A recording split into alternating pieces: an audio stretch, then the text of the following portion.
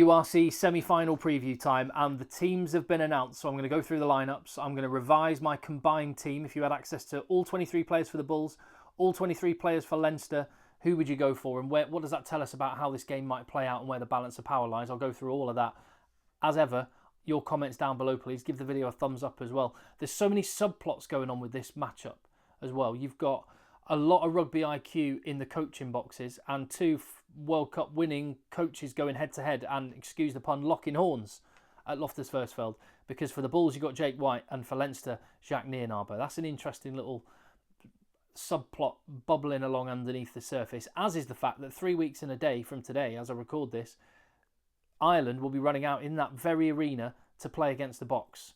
And for the most part, the team that will be running out in green will be tomorrow wearing blue of Leinster. And, well, that's going to be interesting to see how they cope with the conditions as well. As for the lineups, let's get straight into it. And the Bulls have, obviously, as we knew before this selection, there would be no Kurtley Arendse, there would be no Kanan Moody. There's also no Marcel Coetzee. There's no Stedman Gans. There's no Gumede as well. And I'm interested about that one because he's training with the Box right now, right?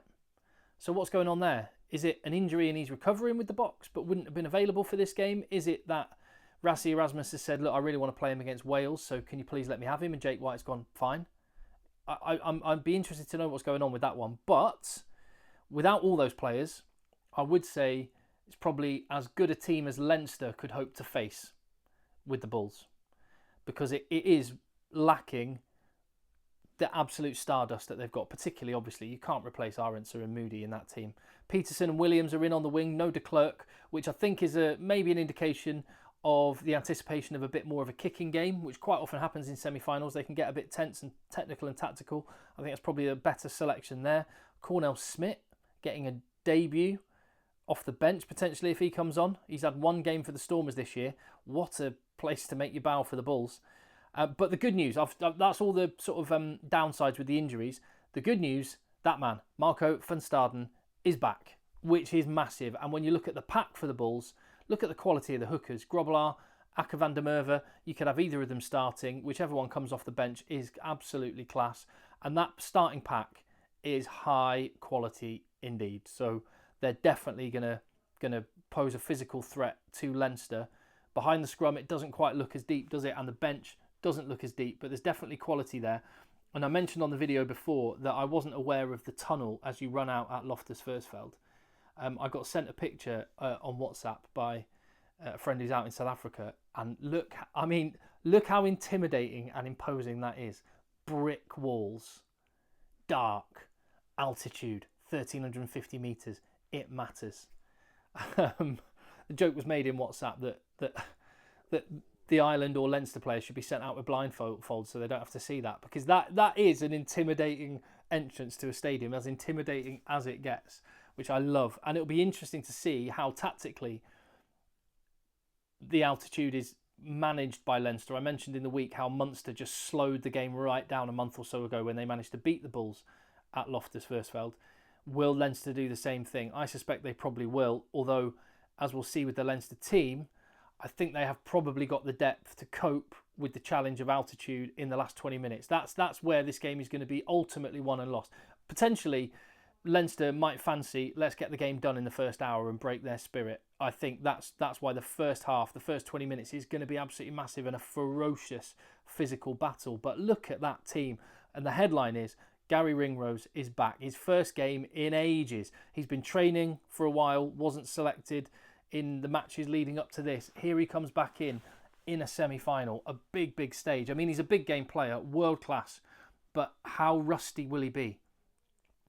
The fact that they haven't picked him in the last couple of weeks when they've been able to, but they're picking him now, suggests that the coaches are satisfied that he's up to speed, but there is no substitution for match day experience.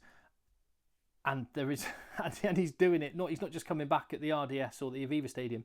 He's coming back at altitude for his first game. His lungs are going to be absolutely busting, which is why I think that Leinster have gone for a 5-3 split on this occasion. They've got Frawley and Osborne. I'm sure we're going to see Osborne probably coming on for Ringrose, maybe half time, maybe 50 minutes or something like that. Unless Ringrose can just come straight back in and hit the ground running. I wouldn't be surprised there at all. Jimmy O'Brien at fullback.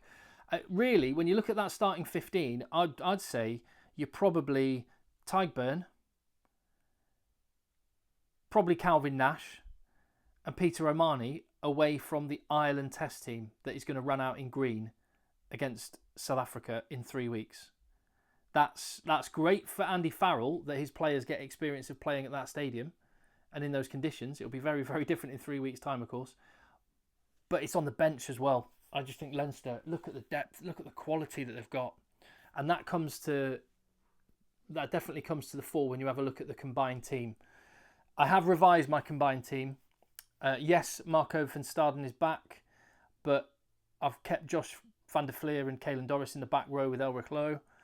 Kept Ruan Norkia. Thank you very much for the pronunciation advice, by the way. I'm trying my best with my South African pronunciation. It's really hard, particularly there's all the different languages to get to grips with the different letters and sounds and things. So I appreciate the help. So Ruan Norkia, is that right? Anyway, I've got him in the second row along with Elric Lowe. Other than that, I've gone for all Leinster. That doesn't mean the Bulls players aren't very, very good. It's just that if you had to make a 50-50 call, that's the way it would go. Then again, the impact of altitude, playing in front of a home crowd, it can raise the abilities of some players and lower the abilities of others. So that's going to be an interesting one to watch. Behind the scrum, it would have been Arendse, it would have been Moody, but it's the Leinster wingers still. And I still haven't put Gary Ringrose in because he's just come back, kept with David Creel. But look at the bench. The bench is where Leinster, I think they've got a big, big advantage.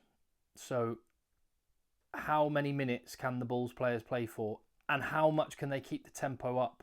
They need to get hold of the ball and just run Leinster off their feet. That's their route to victory.